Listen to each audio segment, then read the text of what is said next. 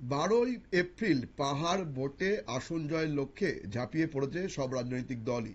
অন্যান্য দলগুলোর মতো সংযোগ অভিযান জনসভা করছে কংগ্রেস।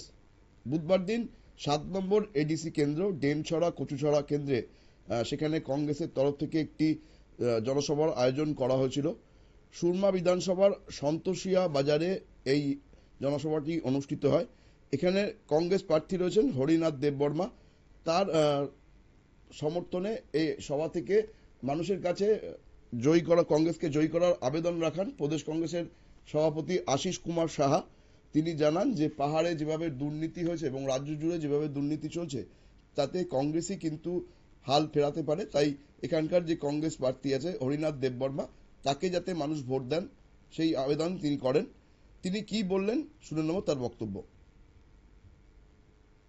না, এই রাজ্যের বিদ্যুৎ মন্ত্রী দাবি করেন যে বিদ্যুতে নাকি উনি বিপ্লব ঘটিয়েছেন।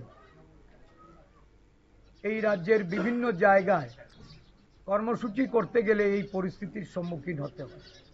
তবে আমরা বিরোধী, আমাদের গলার জোর সাধারণ মানুষের কাছে পৌঁছে যাওয়ার জন্য এটা সাফিসিয়েন্ট, মাইকের প্রয়োজন হয় না। আমরা মাইক ছাড়াই কথা বলতে পারি। মনে রাখতে হবে,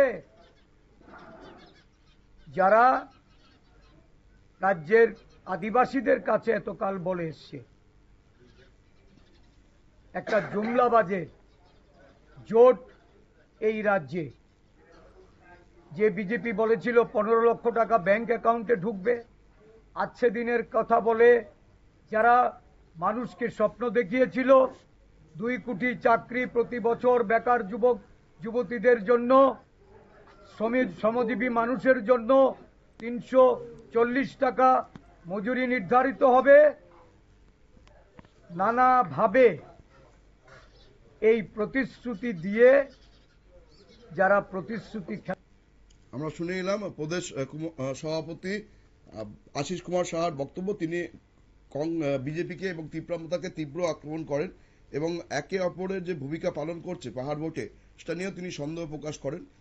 এই জনসভার কর্মসূচিতে 6টি পরিবারের 31 জন ভোটার তারা কংগ্রেসে যোগদান করে। ফলে এই এলাকায় কংগ্রেসের শক্তি বৃদ্ধি হলো কিছুটা, তেমনটাই মনে করছে ওয়াকিবহাল মহল। নজর রাখবো পরবর্তী সংবাদের দিকে। তার আগে নিয়ে নেব ছোট্ট বিজ্ঞাপন বিরতি।